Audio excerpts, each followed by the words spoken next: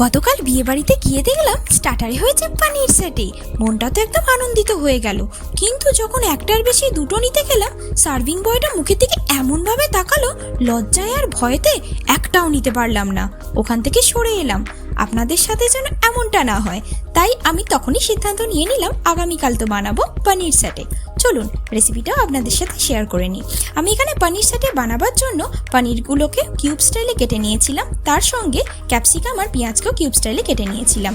তারপরে বাড়িতে তো সকলেরই টুথপিক থাকে, টুথপিকের মধ্যে একটি ক্যাপসিকাম, তারপরে পেঁয়াজ, তারপর পনির, তারপরে আবার একটি ক্যাপসিকাম, আবার একটি পেঁয়াজকে এইভাবে ভালোভাবে গুঁজে নিয়েছিলাম। তারপরে আমি তাকে ম্যারিনেট করবার জন্য পরিমাণ মতো নুন, কাশ্মীরি লঙ্কার গুঁড়ো, আদা রসুন বাটা আর অল্প একটু সর্ষের তেল দিয়ে ম্যারিনেট করে নিয়েছিলাম।